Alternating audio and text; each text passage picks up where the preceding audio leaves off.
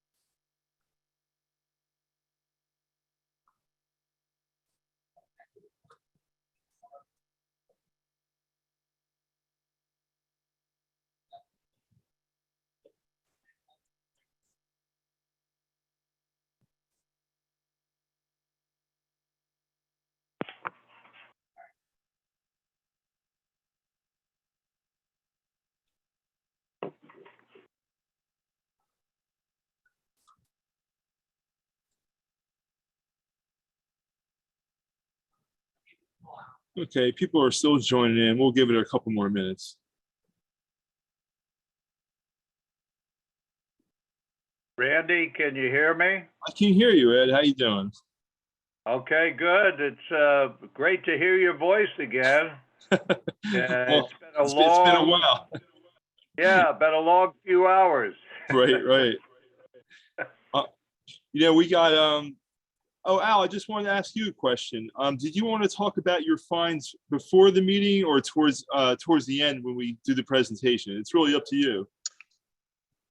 You want to do it when we start? You want to do it in the beginning? Okay, that's fine.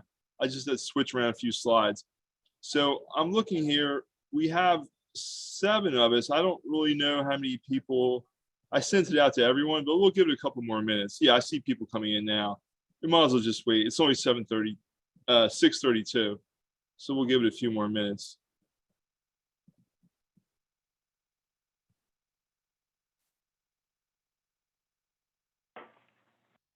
The way Zoom is now, I have to admit everyone individually. It used to be that you just open it up and anyone can join in. For some reason now I have to let each person in. And it's not that big of a deal, except that you have to pay attention to the other screen. But yeah, so we have 10 now. So we'll give it another minute or so. Whew. You better check, Randy, to see if everybody's paid their dues. Right. I don't know. I have to look at the rosters. I know I'm a little late getting mine in, but I'll see to that in the near future. Yeah. You do that. I can tell you one thing. The HVAC in this building is really crazy. Like right now, it's so hot down here. I got water with me. So it's like the middle of summer. So Give you a taste of summer. yeah, right. Most people are cold down here and they're complaining and shivering, and I'm usually okay. So I guess it's, what goes around comes around. It's my turn now. So we're up to 12, but I still want to give it a minute or 2 more.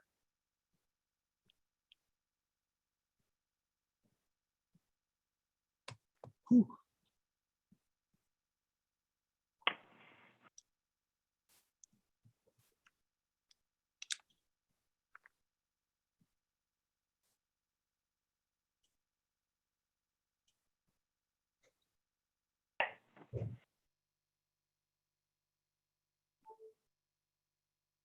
Okay, it's time. We'll admit people in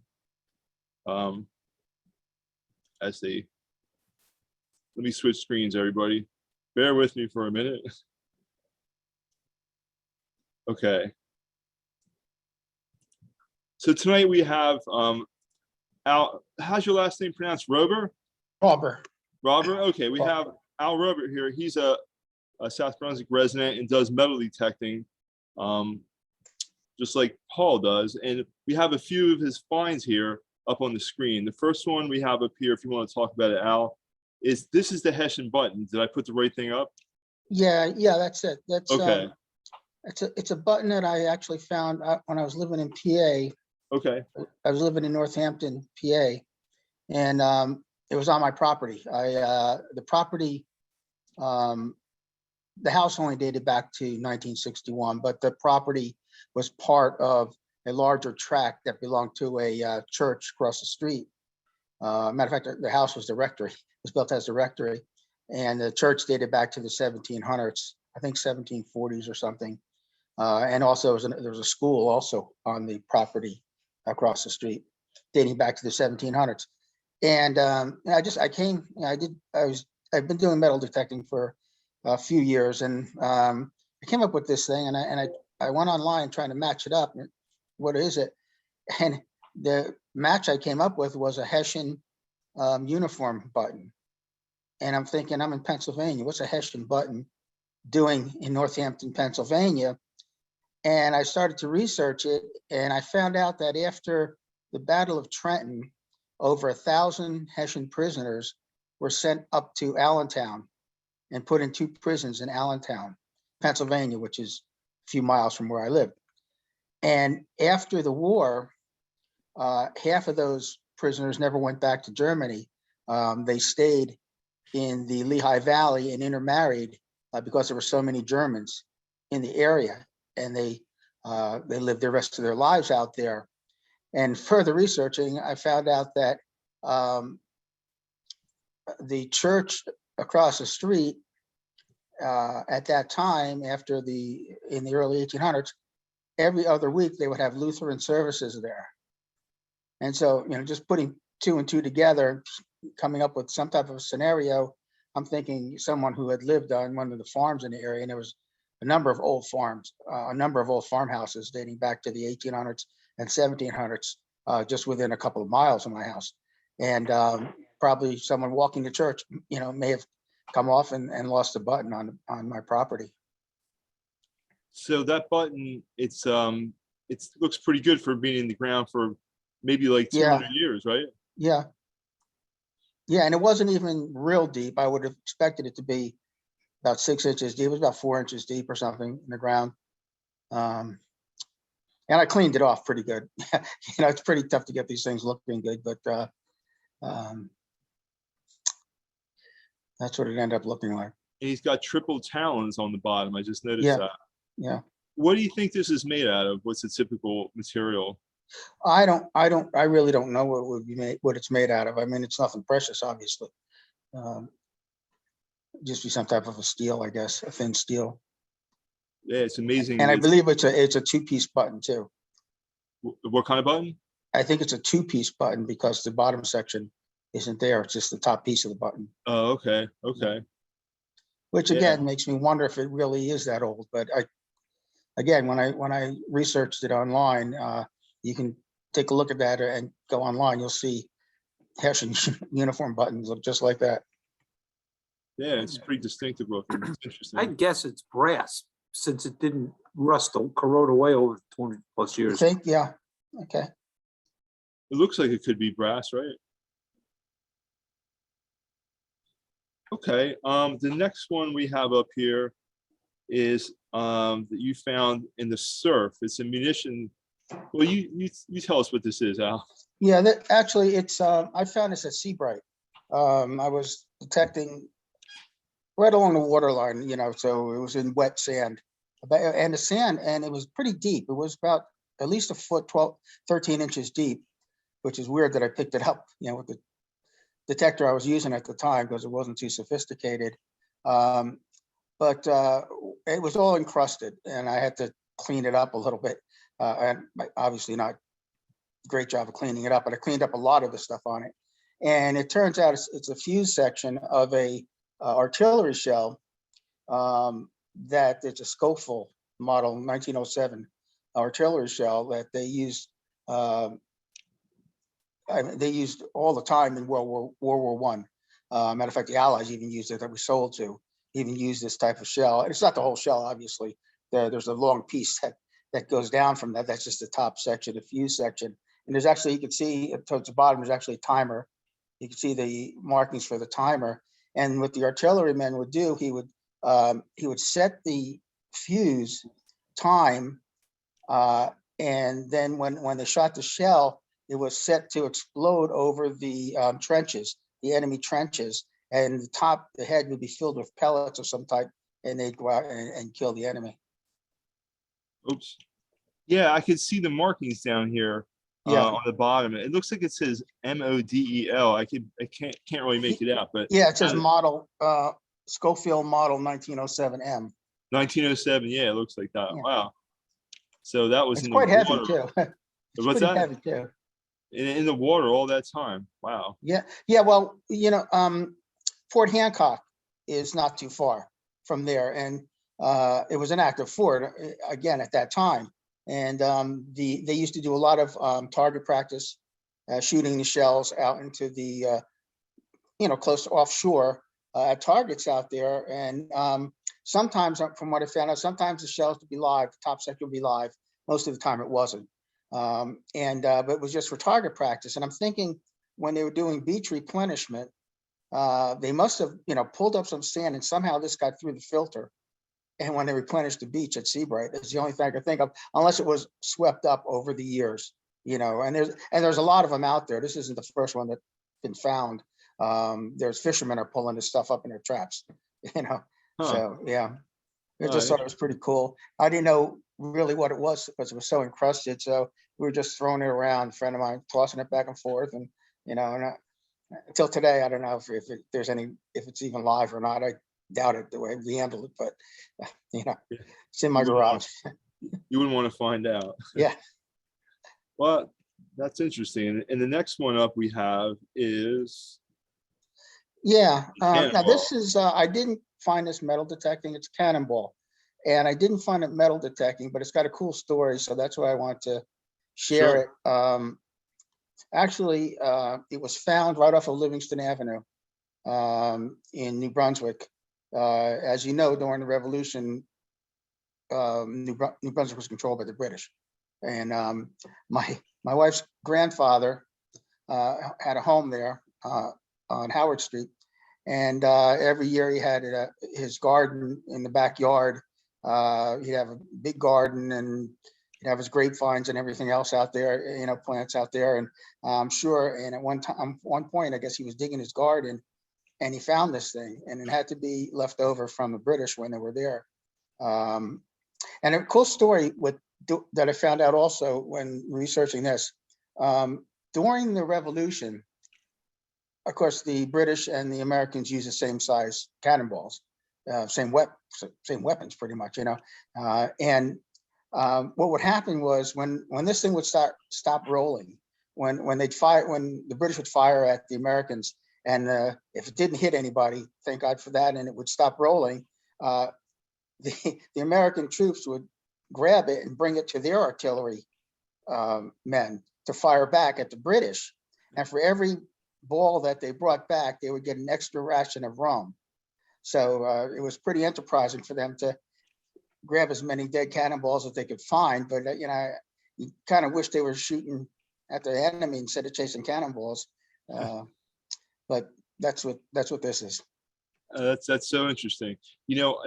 That's me holding it, and this looks small, but it's amazing how heavy this thing is. It's you said 4 pounds, right? Yeah, 4-pounder. It's the smallest one that they had. But surprisingly heavy. When I held it, I was really shocked at how heavy something so small can be. But yeah, very interesting. Well, thanks for that, Al. And now we're going to continue with our program. Let me switch screens here. See if I can do it without jumbling around too much. Okay, so we're on Laborers and Laborers in South Brunswick Part 2. And Ed, you wanted to start with the blacksmiths, and I can do that. I mean, they're up on the screen now. So it's fine if you want to start with that, or do you want to go with something else to start with? Right. Yeah, keep the blacksmith thing there. Okay. What I have to do is introduce the competition. Okay. We may have people out there who want to compete on the vocabulary that I have. This is a continuation of last month's presentation, just like the presentation tonight. Last time, we covered the 17th and 18th centuries, and tonight we're covering the 19th and 20th centuries as far as labor and laborers are concerned. And I took vocabulary from the 19th and 20th centuries for tonight for the competition. But Randy, before I explain that, I do want to go over the prizes because I am the bearer of great news. We have a tremendous amount of new prizes to make the competition even more exciting than it really is. And let me go down the list of prizes so people can salivate over those and decide whether they want to be in the competition or not. Number one is an Explorer's Fandex collection. This is has a $10 value to it. It's put out by Workman Publishing. The second possibility is The Greatest Generation, the book by Tom Brokaw. Brand new copy, retails for $25. Then I have the New Yorker cartoon caption game that is still wrapped in its original wrapping. That has a $20 retail value to it. I have the Time Life volume on the history of World War II. That has a $40 retail value to it. Then I have a World War II Collector's Vault Saving the Reality Kit, which retails for $50. And then I have a huge New York Times complete front pages, 1851 to 2009, which retails for $60. So those are the prizes, besides the artwork of a famous local artist left over from last time. So we have plenty of prizes, Randy, going into this competition. Okay. Okay, now, the way this competition works is I give the first part of a term from the 19th or 20th century, and the first person to guess tries to complete the term, and then the other people competing for half a point is whether they agree with the first decision or they disagree. And if the person who went first is wrong, then those who disagree with that person, they get a half a point. If the person is right who guesses first, then those who agree with that person, they get a half a point. Okay, Randy, can we get the first names of those who want to compete? Yeah, sure. So who's competing? Let me break down your name. I will. Dave. So we got Dave. Okay, and Dave. who else? Maria.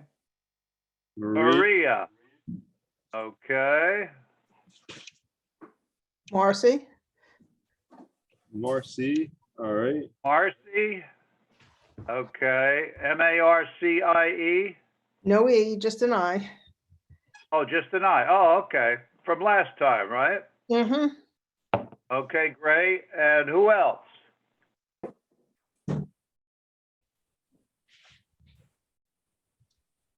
Randy, do you want to throw your hat in the ring? Okay, I guess if I'm allowed to play. Well, Sure. you don't know these terms, so you're equal to everybody else. So I'll put you in Okay. because you were salivating over the prizes, so we'll give you a chance. Okay. All right. Okay, last call. Is there anybody else? I have Dave, Maria, Marcy, and Randy. Anybody else? Okay, Randy, I'm going to give the first four terms. We start with one. Somebody guesses what it is to finish it. Remember, these are terms from the 19th and 20th century. So some of you were alive to use these terms, depending on how far back you go. Okay, the first term starts with the word fire. What is the second word that goes with that? Fire. Fire blank. Who wants to take the first guess?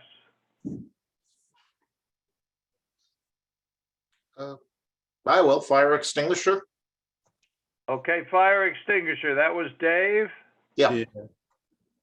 Okay, extinguisher. Okay, Maria, do you agree or disagree? I disagree. Disagree. Okay, Marcy, do you agree or disagree? Disagree. Disagree. Okay, and Randy, do you agree or disagree? I'm gonna disagree with this.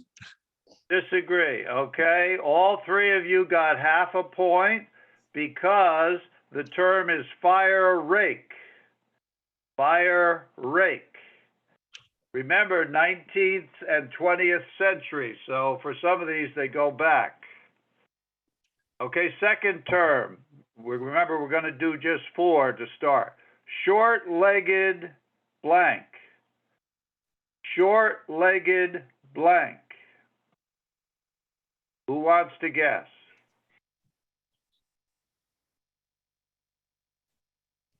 I can't think of anything. Short-legged. Short, don't think of your significant others in this category, male or female. Just think of some other living thing. Short-legged what? I'm gonna Who guess, wants to? I'll Go guess ahead, who is it? Marcy. Marcy, Table, go ahead. table, What is it? table, A short-legged. table. short-legged table. Okay. Dave, do you agree or disagree? Disagree.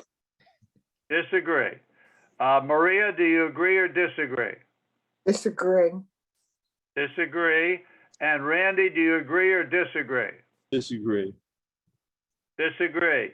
All the disagrees get half a point. The term is short-legged mule. Huh.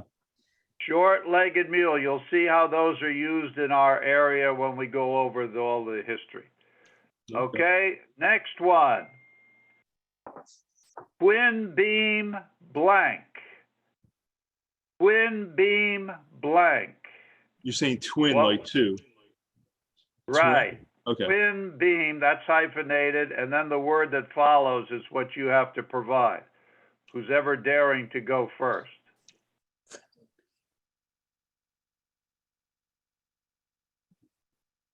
Twin beam blank. I'll say barn. Okay, barn. A twin beam barn. Okay, Dave, what do you say? I agree. You agree? Okay, Maria? Disagree. Disagree. And Marcy? Disagree. Disagree. The disagrees have it again. It's twin beam arms. Arms. Maria gets half a point. Marcy gets half a point. Okay, here's your last term for the first half. A white blank. A white blank. Who wants to take a guess?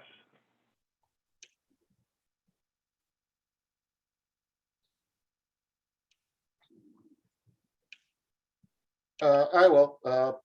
Picket fence. Dave? What was that? Picket fence. Okay, a white fence. A white picket fence. Yeah. Right, picket fence. Okay, that's two terms. I'm going to take fence. Okay. Okay, because white picket wouldn't make it. Maria, do you agree or disagree? Disagree. Disagree. Marcy, do you agree or disagree? Disagree. Disagree. And Randy, do you agree or disagree? I'll agree. Agree. The disagrees have it. It is a white leghorn, a type of chicken. Oh. White leghorn, very popular in South Brunswick back in the day. Okay, Randy, we're going to start on the blacksmith first. Are you ready? Yeah, let me switch out here. Hold on a second. Okay, you're starting with the picture of the 4 men standing in front of the shop. Well, yeah, Yeah, let's go with the blacksmiths. We had the Dayton blacksmiths. Yeah, the shot we talked about earlier. Okay, okay. Let me get started then. It was Sure. compulsory for blacksmiths to understand and employ different types of tools, metals, and construction methods to produce finished goods. Good craftsmanship came with years of experience, often through trial and error. Success depended chiefly upon close observation, hard work, forethought, and the ability to capitalize and learn from the mistakes of others. This was indeed tough work. There were no books written on the blacksmith trade in America in the first half of the 19th century. The lowest ranking blacksmith workers were the apprentices. Blacksmithing required many years of apprenticeship to master the trade. A boy was apprenticed as young as age 12 and often remained in this capacity until age 16. The parents of the apprentice paid approximately $40 a year to a master blacksmith for training and board. This was quite a big amount of money back in those days, as you can imagine. And we're talking about basically the early 1800s. Apprentices swept floors and changed the water in the quenching buckets. They pumped the bellows, a laborious but necessary task. They worked 7 days a week from sunrise to sunset. Sunday mornings, however, were set aside for church. But after that, the apprentice returned to the forge. Once the apprenticeship period was completed, the young man either opened his own shop or continued working for the master blacksmith with the hopes of eventually taking over the business. Okay, Randy, I think we're ready for the next one. So we're going to look at the tools that they used. Yeah, Okay. because I start with the process. Blacksmithing, for the most part, was a three-step process: forging, hardening, and tempering. Much innovation on the part of the blacksmith was required to complete any job. Blacksmiths expanded their abilities by trying new methods and tools, taking risks, and using good judgment. Blacksmithing was entirely based on judgment. There were no standards or methods for measuring the work of blacksmiths. Each blacksmith had his own means to determine appropriate temperature for forging and which tools to use. Many blacksmiths invented specialized tools or crafted their own version of a tool for particular tasks. The fire rake is an example of that type of thing. In order to produce a high-quality finished product and store all of his equipment, a blacksmith rented or owned a shop and forge. There were a few in the South Brunswick area, by the way. Most were open barn-type structures, like you saw in the previous picture. The layout depended upon the preference of the smithy and what he believed was most efficient. The large pieces of equipment, workbenches and forges, were placed along the walls in order to leave the center of the room open for carriages, horses, and other projects in progress.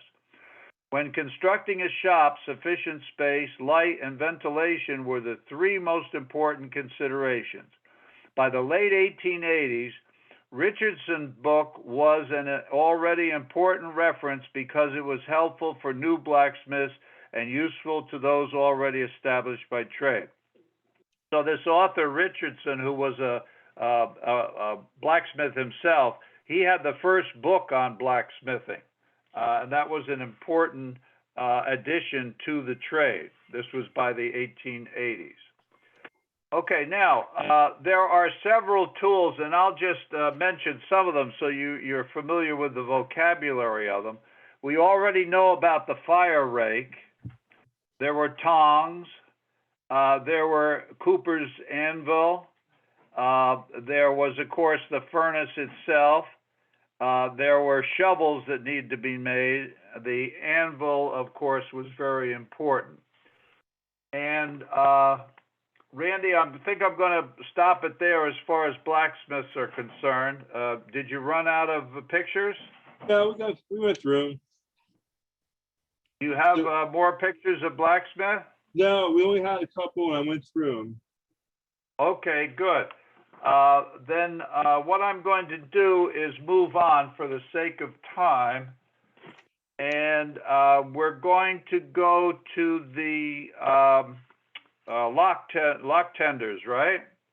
Yeah, we can get to the lock tenders. Let me, I gotta go ahead a couple screens here. Yeah, so right now we have the lock tenders from June 1926 that they have like a reunion here with Okay. Voorhees, Lackey, and McFowle. Okay, and that's local, of course. Let me start on the lock tender background. The Delaware Raritan Canal connecting the Delaware River at Trenton with the Raritan River in New Brunswick was built to facilitate the shipment of freight between New York and Philadelphia. In its day, extremely important. The main portion of the canal cut across the waistline of New Jersey, extended from Bordentown just south of Trenton to New Brunswick. It was 44 miles long. An additional feeder canal, 22 miles long, was built along the Delaware River from Raven Rock and joined the main canal at Bordentown. The canal was built over a 4-year period from 1830 to 1834.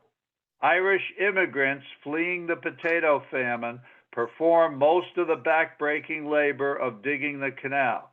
Some of the workers were housed in the mule tenders barracks, which you may have seen in Griggstown. It's right where the causeway is in Griggstown, and just before that small bridge over the millstone. It's a place where you can visit and walk around it and so forth. A cholera epidemic in 1831 claimed the lives of many workers, some of whom are buried along the canal route. Some people don't know that, but that is a fact. The Delaware Raritan Canal officially opened in 1834. Okay, Randy, I think you can move on to the next picture. Okay, so we could either go towards the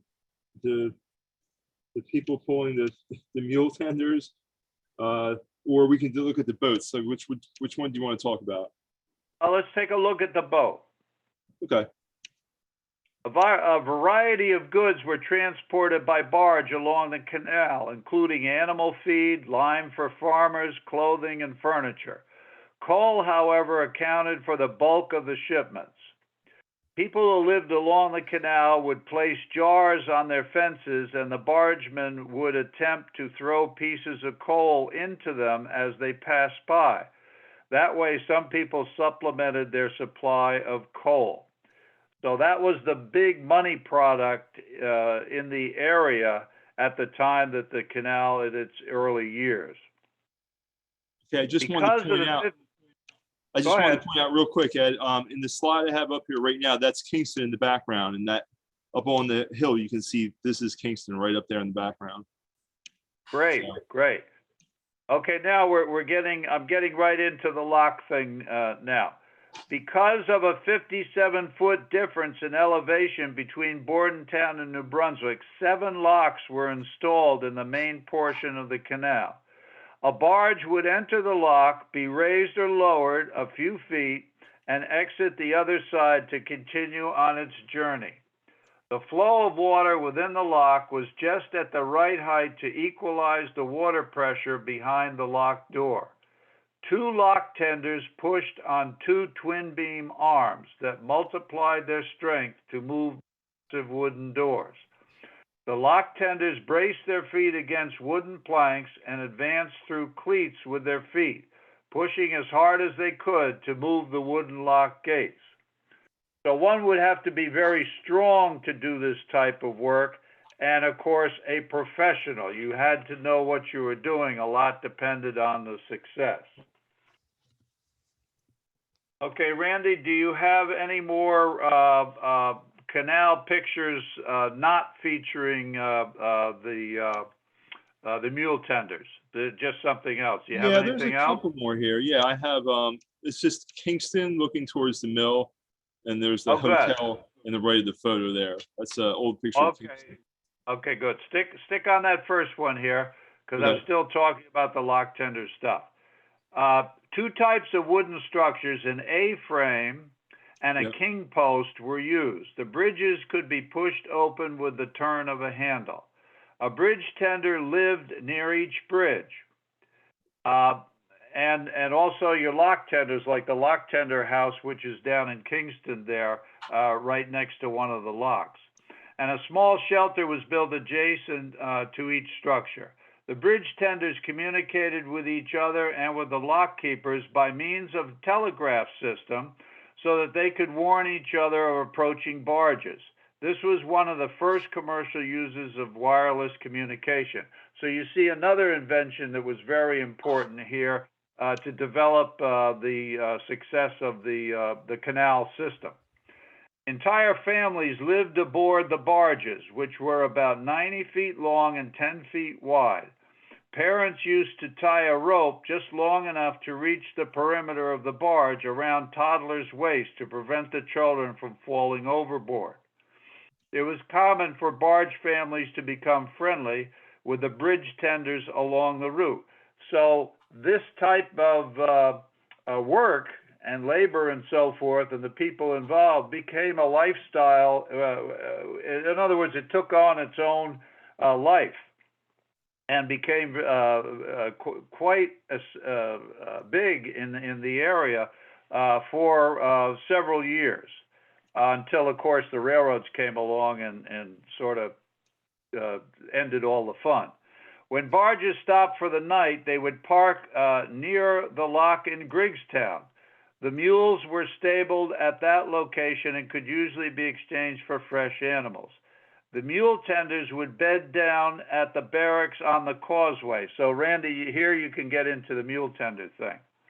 Okay, let me switch screens. So next picture. Giving the building its present name.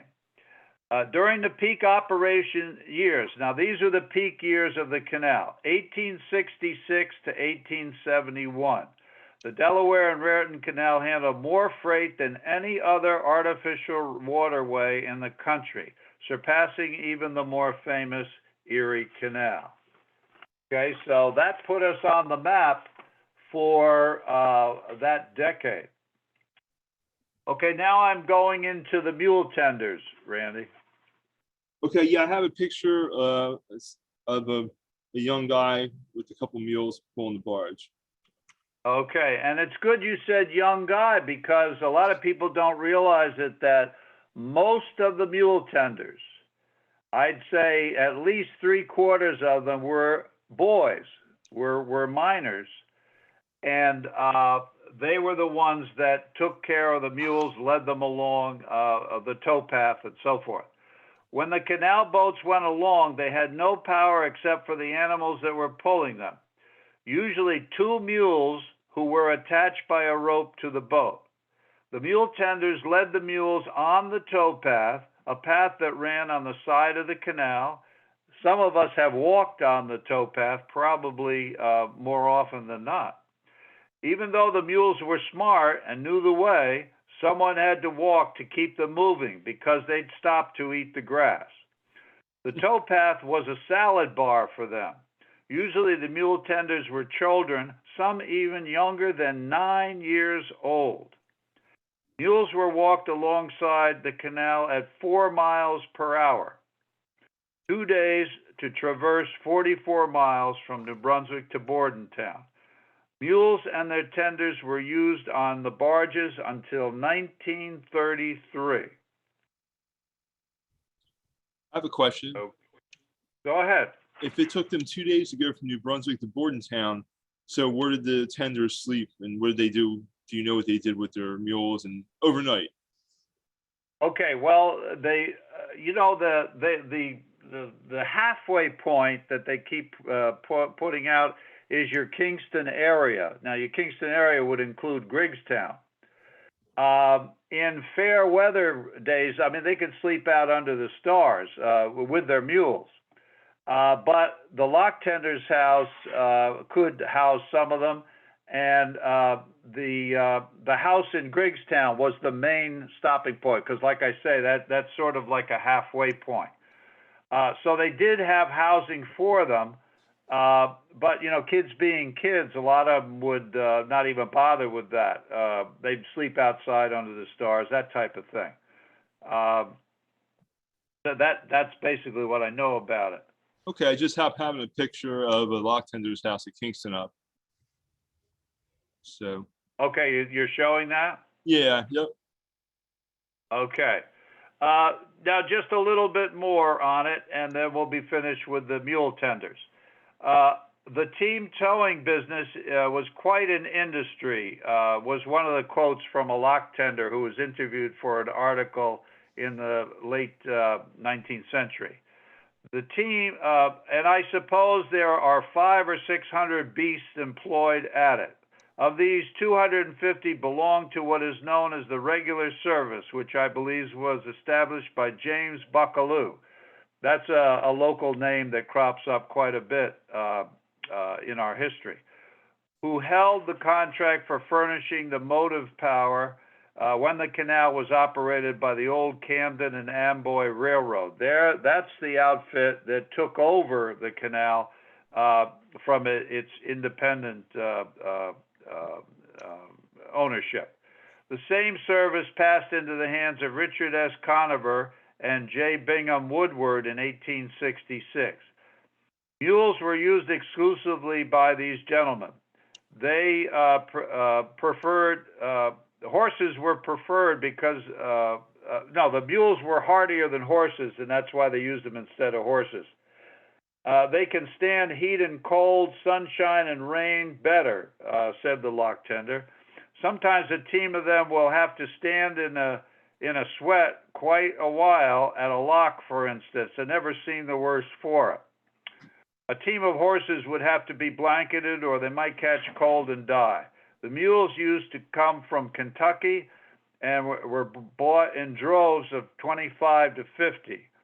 The mules cost $150 apiece, so they were quite a valuable animal used for the canal traffic. Heavy-bodied, short-legged mules stand the racket the best, said the lock tender. So these are the best type of mules, the short-legged type. They are generally bought at 3 or 4 years old and kept until they wear down. Okay. I have a comment. One of the other photos showed it looked like a steamship on the canal. Looked like an old photo. Right. Yeah, the traffic change. Remember we said about the coal, that was the big thing. Of course, that was barges. When the canal was dying out, the main revenue was from luxury yachts and boats of wealthy people going on vacation, that sort of thing. So you might be seeing one of those boats in the canal. There were certain size boats they could take, but the real large boats and so forth, they could only get up to New Brunswick back in the day. They couldn't go on the canal, they were too large. Okay, Randy, I'm finished with the mule tenders and the mules. So next up, And- we have 19th century labor and laborers, Jewish family farms, law enforcement, and local businesses. And I have the Okay. shot of the, this is actually Okay. a picture from South Brunswick. This is a South Brunswick chicken coop from the 50s, actually. Okay, now hold on to that because remember, I want to go over the 19th century businesses in South Brunswick so that people can see what type of work people were doing in the 19th century and then compare that to the 20th century. Remember, I have 1885 list and then I have the 1959 list just before Kendall Park. Okay, so just bear with me and I'll go through these occupations. In Dayton, you find lumberman, carriage manufacturer, physician, sawyers at a sawmill, preachers at church, justice of the peace, harness maker, nursery operator, carpenter, farmers, of course, meat processors, hotel managers, hay press operators, and shoemaker. the general store operator, railroad express agent, seller of farm implements, hotel manager, general store operator, painter, and insurance agent. In Dean's, you had a tinsmith, a grocer, blacksmith, wagon maker, shoemaker, miller of flour, hotel owner, a grocer, distiller, another miller of flour, a carpenter, justice of the peace, a grocer, one who ran a meat market, postmaster, railroad express agent, carpenter, and poultry operator. And we're going to get into that pretty soon on a large scale.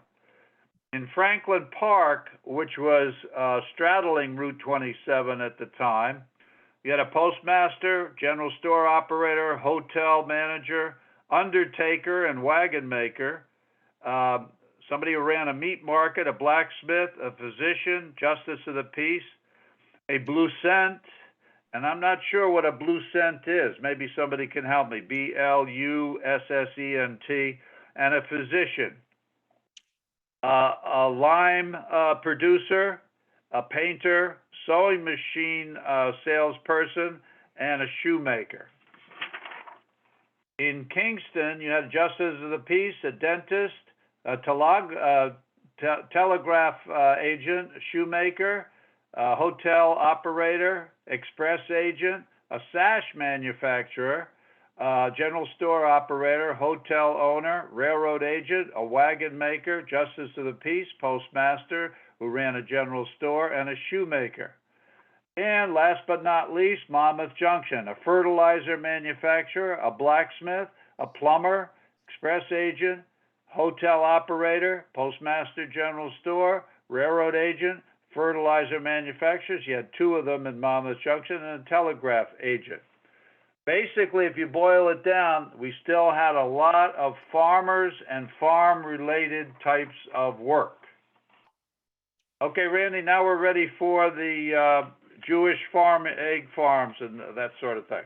Okay, I have the chickens up in a coop right now. So if you want to start with that one, that's been up for a while since you were talking. So Well, remember, we have the second part of the competition, so I want to Okay. get that out of the way. Okay. Okay, we start with, now this is 20th century, so some of you were alive at the time these terms were bantered about and still may be bantered about. The first one is initials. The initials BK. Finish the initials. All you have to do is provide one letter. BK blank. Who wants to take a guess at the letter?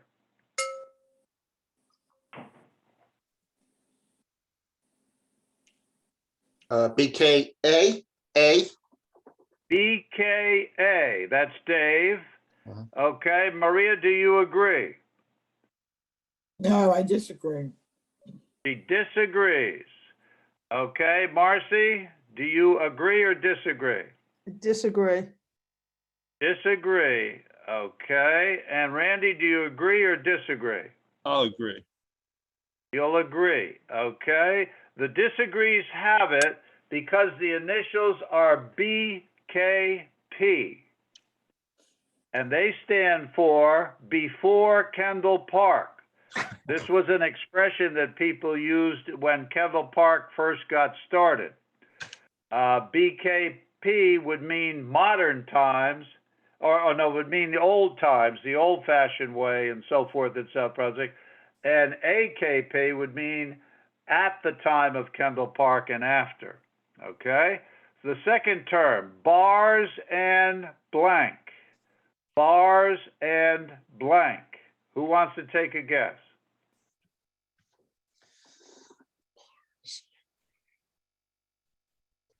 Grills. Grills. Maria or Marcy? Maria. Maria, grills.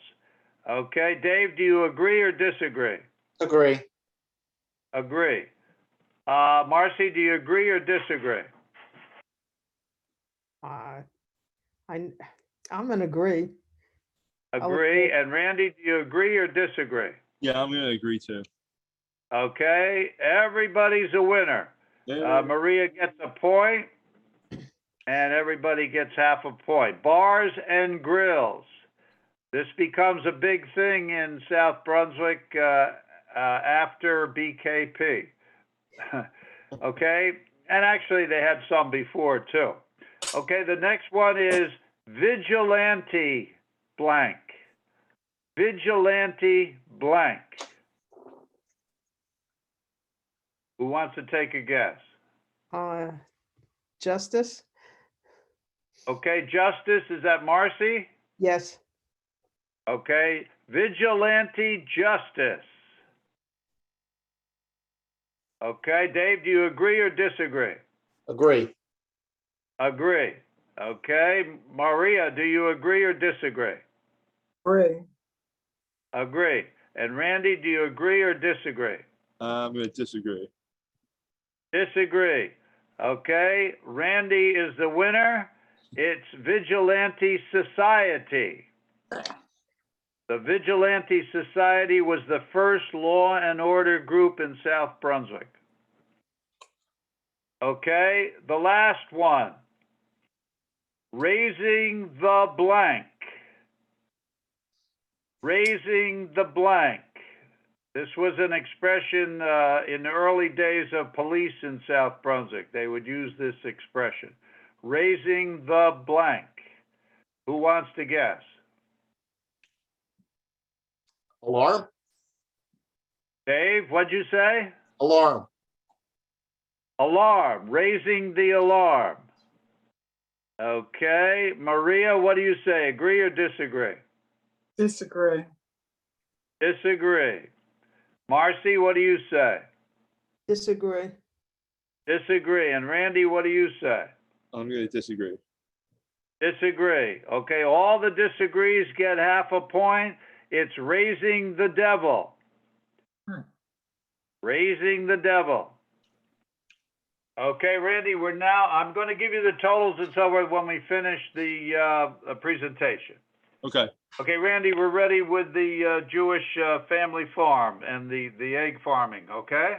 Okay. Yeah. The first slide I have here, it's if it'll cooperate with me.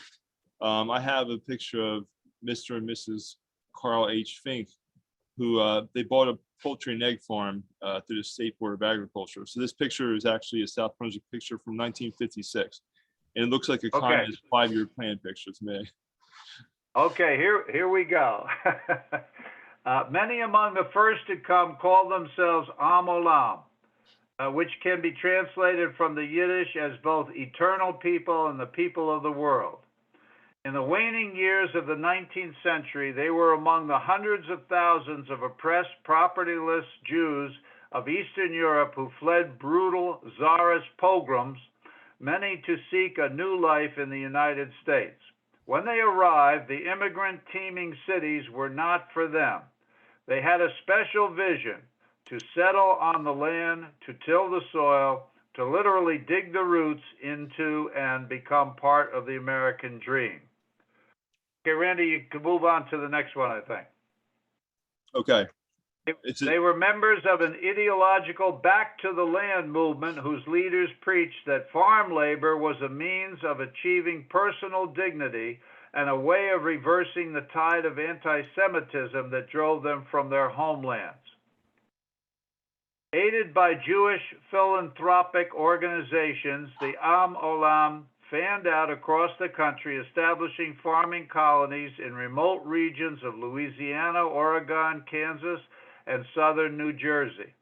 With the exception of New Jersey, the colonies failed everywhere, but for reasons that would have defeated any group of pioneers: crop failure, poor soil, malaria from the mosquitoes, floods, and inadequate markets. In New Jersey, however, they prospered among the vast, sandy, underpopulated tracts of shrub oak and piney woods. Now, South Brunswick becomes a prime area that they're talking about here because all those ingredients were in the South Brunswick area. There they planted and reaped crops of wine grapes, vegetables, small fruit. Some went into dairy farming. Much later, it would be poultry farming on a grand scale. So the key one here would be the poultry farming. In all, for over a period of 80 years, thousands of Jewish family farms would make a major contribution to the state's agricultural economy, and each successive wave of Jewish emigres would prove a source of cultural enrichment for a growing state. In the process, the Garden State, cradle of the Jewish farm movement, would become the egg basket of America and the white leghorn capital of the world. That was the best egg-laying chicken that they had at those times. Okay, you can move on. I think, Randy, we're rolling here. I just have a picture of a poultry farm from, it's a George Parker one in Monmouth Junction. Great. Okay, that fits in what I'm going to read here. Jewish farmers pioneered in poultry farming, making it an important branch of our agriculture.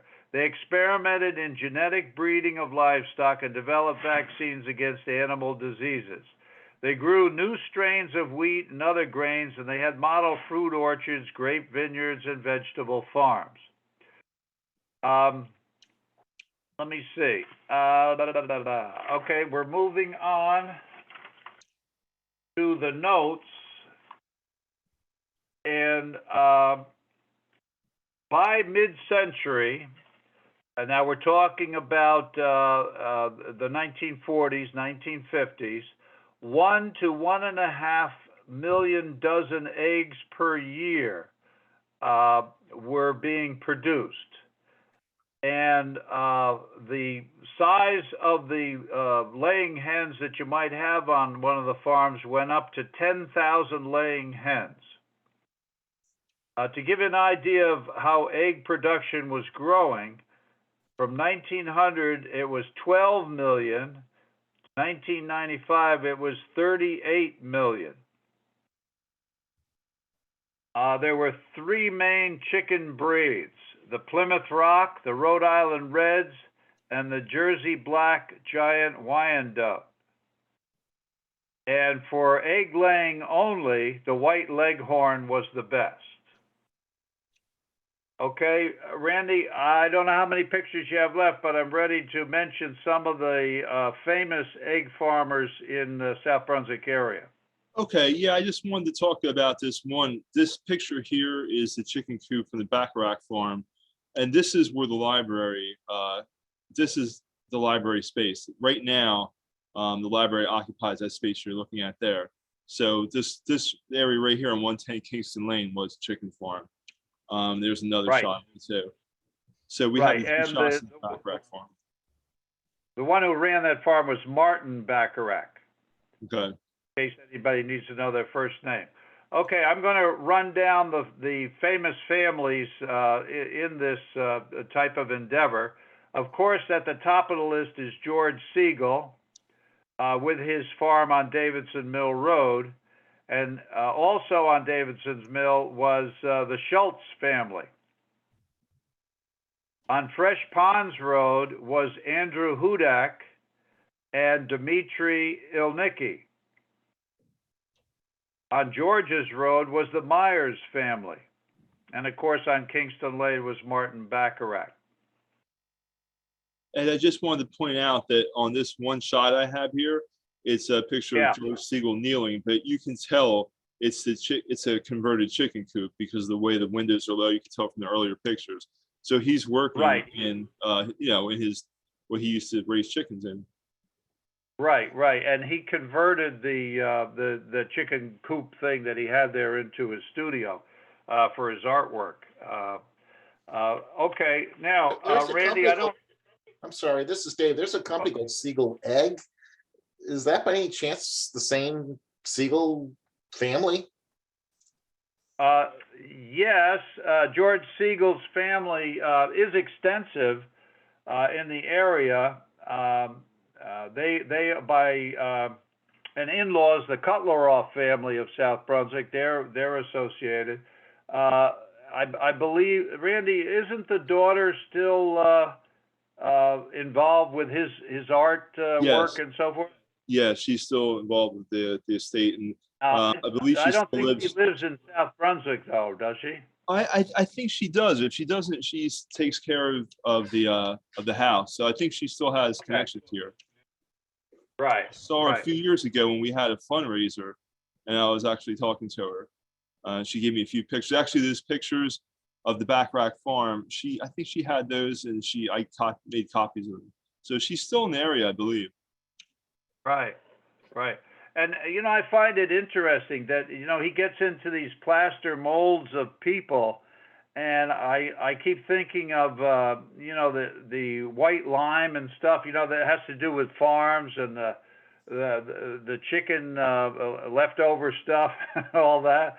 There seems to be like some connection. I don't know if he was inspired from the chicken farming and what influence that had on his sculpted pieces, but it's not quite a leap to go from one thing to the other. Somebody ought to do some research on that. I know he didn't like chicken farming. I know that because I watched a video. It was a documentary, and he really didn't enjoy it. Yeah, yeah. And it was going downhill, and he was still operating and around and all that. So he was seeing it sort of decline. Now I have the reasons for the decline and downfall. You still have some pictures of Siegel, right? Yeah, I have pictures. He's up right now, and yeah. Oh, okay. So you could show those while I'm going through the reasons for the decline. One of them was overproduction. Another was that egg prices dropped. And while they were dropping, the feed costs to feed the chickens was rising. The labor costs were increasing. The machinery costs were increasing. As it became more mechanized over the years, higher building and material cost, heat and drought situations, and disease. The Newcastle virus really wiped out a lot of chickens, and so it was not easy being an egg farmer back in those days, raising chickens. It was quite a challenge. Okay, I think I'm finished with that, Randy. Are we all set picture-wise? Yeah, we're done with the pictures, and the next one I have up is the picture of Holston. If you're ready to go to that. Okay. Yes. Yeah.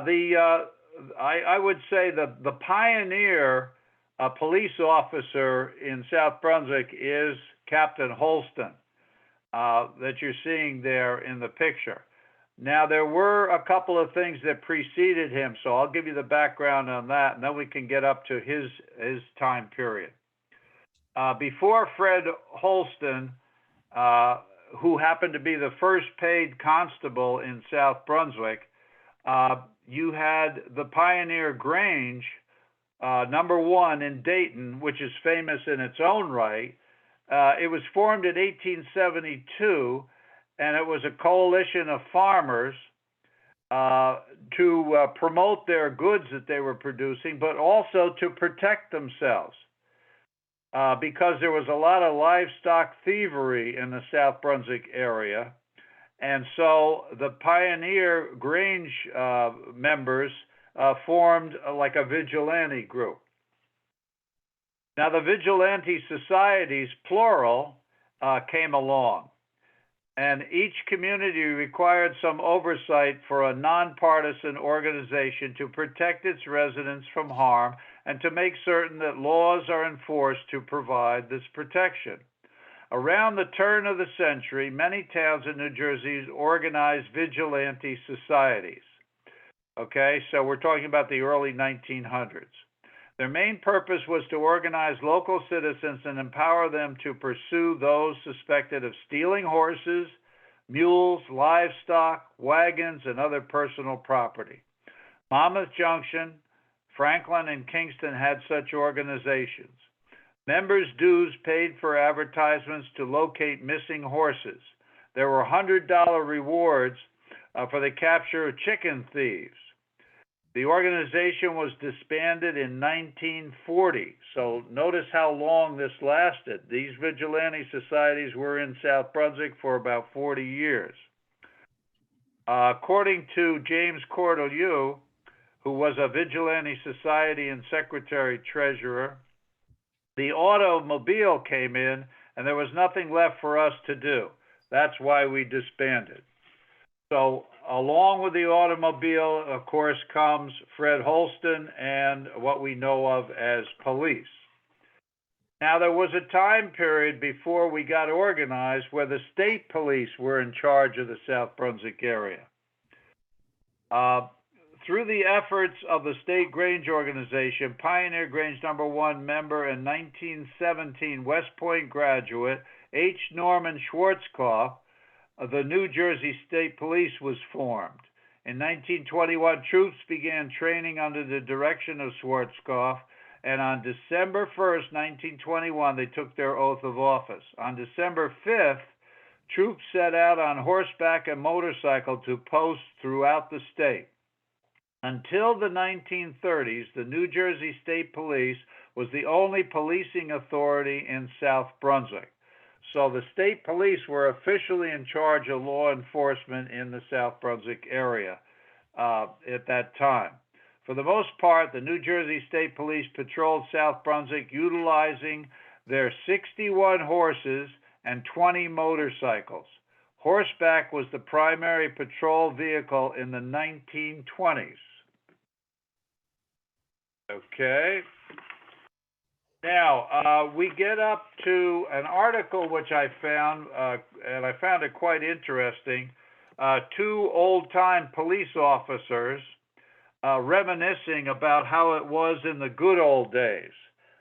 This means BKP, before Kendall Park, and then at the time that Kendall Park finally comes along. So Randy, I'm going to read this. I don't know what pictures you have there, but with a police automobile and stuff like that would be fine. Yeah, I have some officers from 1957. Okay. So here we go. Old timers like to talk about the good old days. I guess that includes me. We call them BKP, which means before Kendall Park, says the former mayor Lester Schaub, leaning back in his swivel chair at the police department to chat. Sergeant William Voorhees, who retired in January after 39 years on the force, we're talking about January 1972 when he retired, stood wearing civilian clothing on the other side of the counter. He nodded his assent. The more people we get, the more crime, the more work, and the more traffic problems, Voorhees complained. The 71-year-old policeman was stopping to talk, as he frequently does with Schaub, who is now civilian dispatcher of the 24-man department here. Okay, so in the 1970s, we had a 24-man police outfit.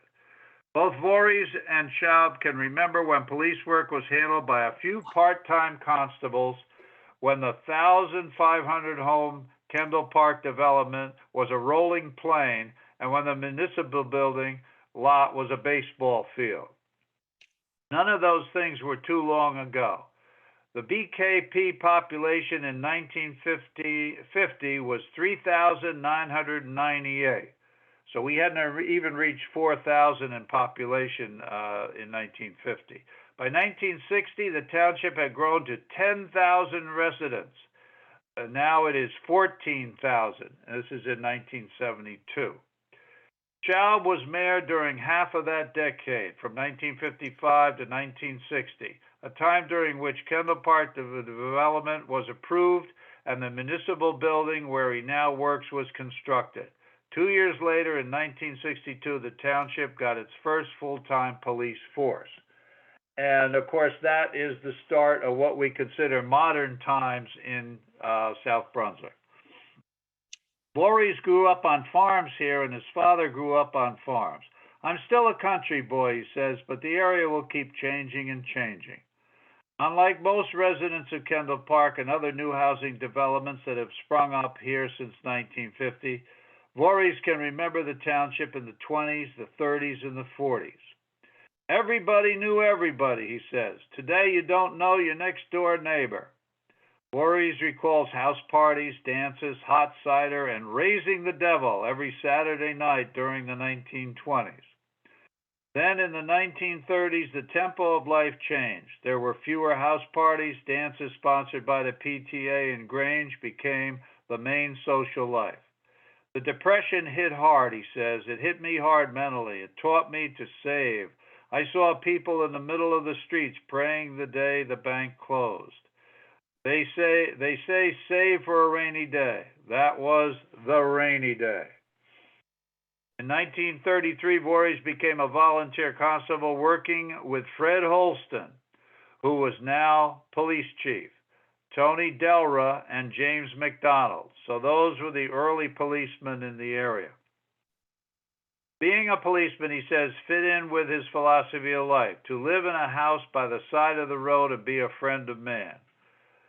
Okay, and the article goes on to say the duties that they had and so forth, and he gets into more of the changes, et cetera, et cetera. I will stop there, Randy, because that was just to give you a taste. And the last thing I need to do is go over the businesses in 1959. And then we're done, and you can talk about the future meeting and what we have planned, and I can go over the results of the competition, okay? Okay. Well, you know what? Okay. We can go over a few of the, there's some accident scenes here. We didn't do that. This is Dean's Garage from the 30s. Yeah, it's Okay. Dean's Garage, because Dean's has been in business for 100 years this year. That very garage. This picture's from the 30s. And there's Right. Dallenbach, and a telephone operator in Monmouth Junction. That was how the labor changed, because there was a switchboard here. And Werner and Sons, I have the picture of their store, and picture of Mr. Werner. Some more shots of their equipment. And this is one real quick. I don't know. We talked about it. We don't need really to go on to it too much, but it's a Route 1. There was a rubber company on Route 1. I found this one. It's pretty interesting. I don't know too much about it, but I found it in our photo archive. And there's some general other pictures of Valley Garage and things like that. And I just wanted to go over those things just so people could take a look at them. But you can continue now. Okay, why don't you, while you're doing that, I'll run down the business directory for 1959. Okay. And so we'll kill two stones with one bird, okay? Okay. Okay, here we go. There was one air conditioning unit in operation, one architectural firm. There were 19 auto service stations in 1959. There were 7 barbers and hairdressers.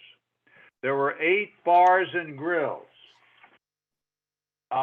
There were 4 builders and contractors. Building material suppliers, there were 2. There were 4 carpenters. There were 3 cemeteries in operation. There was 1 seller of contractors' equipment.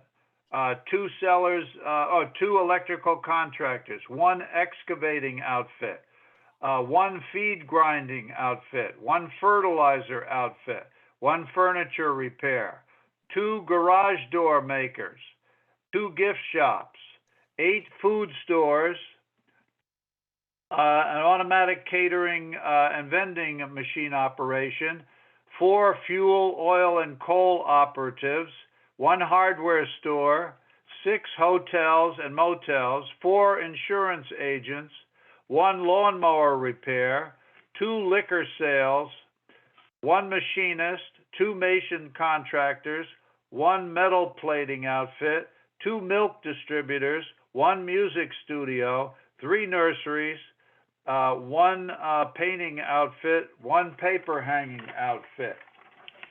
2 plumbing and heating outfits, 3 poultry farms in 1959, 1 radio and appliance sales. You had 10 restaurants. You had a rototilling operation, a Dallenbach Sand Company, of course. You had a sign company, 2 television shops, 1 upholstery shop, and one used car parts shop. And that took care of it for businesses in 1959. How'd you do, Randy? Did you get through the pictures? Yep, yep, yeah, they were up there. Okay, now you can talk about the future plans, and Okay. I'll be totaling up the competitors, and then I'll announce the winners. Okay, in 2018, we put together a calendar with for the Historical Society, and there are a lot of pictures. There were 13 pictures in all, one for the cover, and then 12 for each month. And Ed had gone through and gotten one fact for each of the 365 days of the year. So actually, I have it here. There's a picture of it. I mean, so we're working on a new one because it's been 5 years. So in 2023, we're going to make a new calendar. And so the next meeting, we're going to go over all of the pictures. I'll have a bunch of pictures to present, and then we can kind of choose what we'd like to use for the calendar for the upcoming 2023 for the new South Brunswick Historical Society calendar. So everyone can can vote on which pictures they want in there, and yeah, that's what we'll be doing for the next meeting. It'd be great if everyone could come in. Yeah, you can see the pictures and vote and choose which ones you want in there. So Yeah. Randy, let me add that I was able to find several events for many of the dates, and that's what people have to vote on. And help on this is greatly appreciated.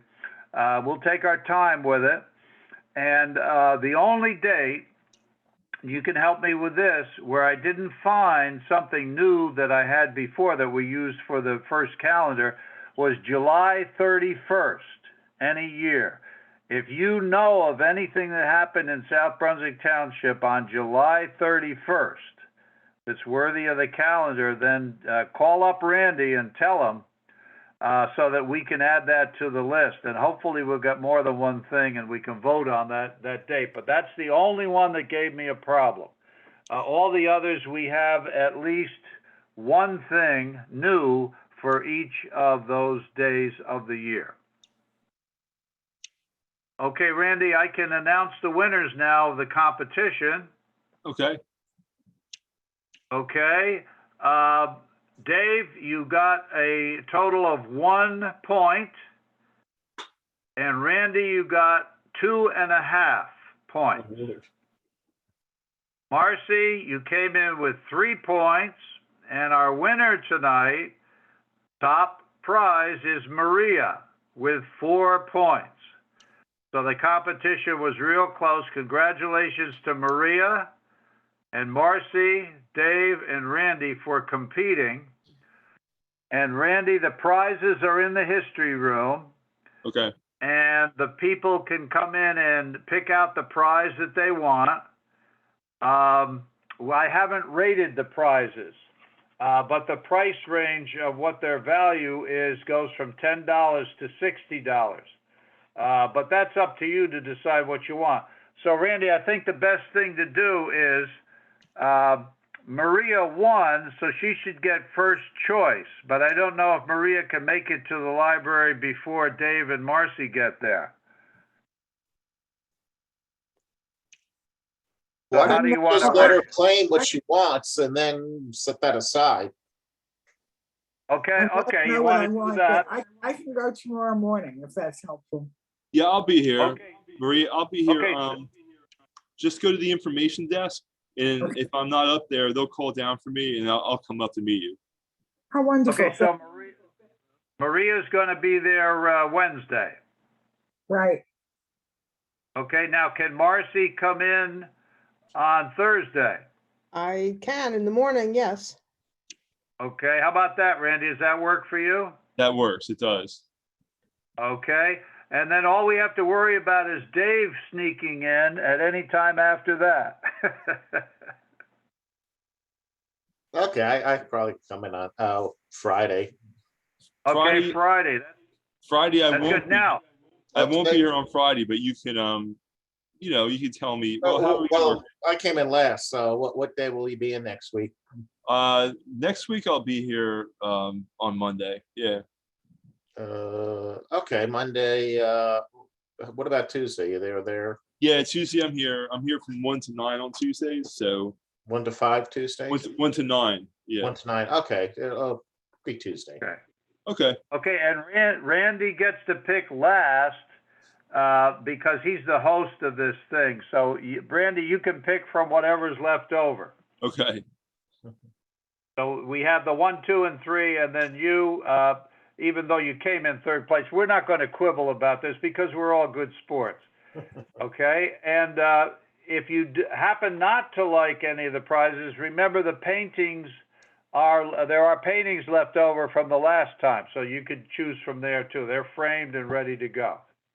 Okay, Randy, I'm all set. I'm finished, and it's all wrapped up. Okay. I guess that does it for us for tonight. Like I said, next month we'll go over the calendar, and it'd be nice if everyone can, come in and choose what they'd like to see for the new South Brunswick Historical Society calendar for 2023. Yeah. So What's the date for next month? the date is going to be, I have to look here. It's the 4th Tuesday of the month. So I have to actually bring up my calendar here. So it'll be the 22nd is a 1, 2, 3, 4th Tuesday. Yeah. So it'll be March 22nd. March 22nd, 6:30. Yep. Randy, is there any idea of when we're going to have live meetings? No, haven't heard anything about that. I really don't know. It's kind of hard to even guess. Because it all depends on what the township does and where we go from there. But yeah, I don't have any idea at this point. Yeah, I guess it's getting to be closer. Let's hope the numbers stay down and like we stay where we are now, everything is dropping. But yeah, that would be nice to get back and to meet everybody in person. Yeah, the Historic Preservation Society, I think they tried to have a live meeting, but then they went back to the Zoom conference thing. So I don't think they're in the clear yet. And I was just wondering if anybody in the library, have there been any live meetings in the library? No, there haven't been any kind of presentations or anything in the library since everything happened. Yeah. But the interesting thing is, if we do go to a live presentation, we'll have to do a hybrid because there's only so many people, or we'll have to switch the rooms because we won't all fit in the history room. So I can imagine in the beginning, they might want it to be spread out more into like one of the bigger meeting rooms. So we'll have to figure out how that would work with presenting it on Zoom too, because, if you only reach a certain amount in live. So right now we kind of established this Zoom presentation format, and it'd be nice to continue. So maybe we can do a hybrid so people could show up, and then we can also present to the people at home that decided to just catch everything on Zoom. So I like a live audience a lot, so I'm looking forward to that. Yeah. And so that's good. We're ending on a positive note. We have hope, and maybe the future will have live presentations as a possibility. At some point, yeah. Let's hope it's sooner than later. Good. And we have some field trips we're planning and stuff like that. Remember that cemetery trip? We postponed that many times. We have to do that. And the field trips don't even depend on the virus. I mean, when the weather's nice, even if we're not having live meetings, we could still do something like that because it's outdoors. Yeah. So yeah, there's some possibilities there. Right. Okay, well, that sounds good. And I thank everybody for participating. That worked out very well. Yeah, thanks everybody. Good night, and hope to see you next month. Thank you. Thank you. Thanks. Thank you Bye. very much. Right.